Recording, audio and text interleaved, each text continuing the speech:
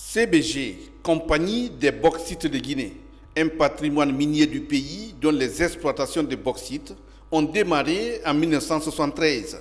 C'est alors le 2 août de la même année que le premier navire chargé de bauxite guinéenne quitte le port de Kamsar avec 19 000 tonnes à son bord. Jusqu'à nos jours, cette compagnie fonctionne de façon ininterrompue, une fierté nationale.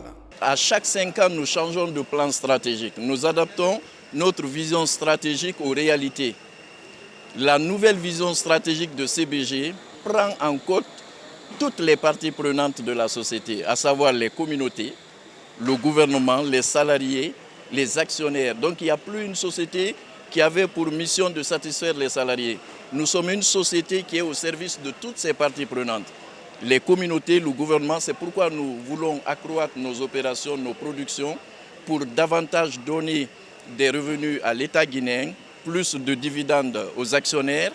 Et si vous regardez, le ministre a parlé du projet raffinerie. Nous sommes en train de le développer fortement pour donner plus de valeur à ce que nous faisons aujourd'hui. La vision de la CBG est de renforcer sa position de partenaire privilégié pour la valorisation d'une bauxite de rang mondiale en contribuant davantage au développement économique, social et durable de la Guinée. Cette nouvelle vision est soutenue par un cadre stratégique qui définit les orientations claires permettant de renforcer la position de la CBG en tant que partenaire privilégié dans la valorisation de la bauxite à l'échelle mondiale.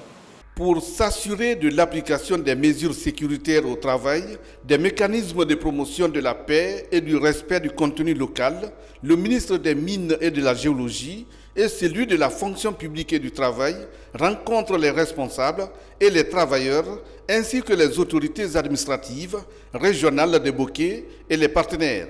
La prise en compte du contenu local telle que prescrite par la loi de septembre 2022, qui veut dire quoi? Offrir des opportunités d'emploi aux Guinéens, offrir des opportunités d'affaires aux entreprises à capitaux guinéens ou détenues par des Guinéens, la formation et transfert de compétences. Mais il y a des besoins de clarification aussi de la notion de contenu local autour des communautés riveraines des sites miniers.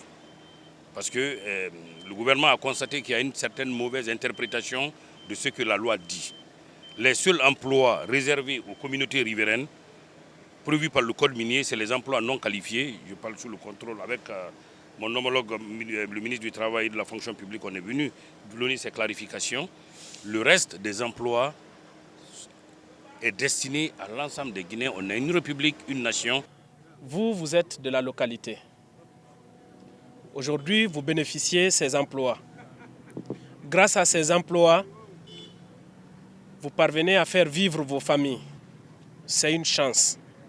Mais c'est aussi la traduction d'une volonté. C'est la volonté du chef de l'État. Le général de corps d'armée Mamadi Doumbouya,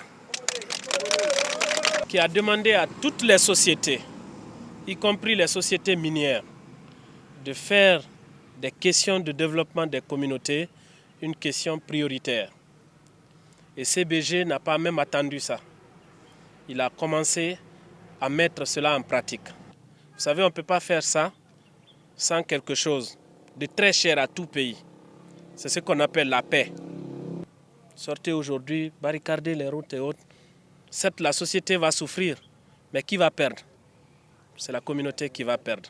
Avant la visite des installations de la CBG, l'émissaire du gouvernement Baouri écoute toutes les parties sur les questions de protection de l'environnement et de création des emplois et la culture du dialogue.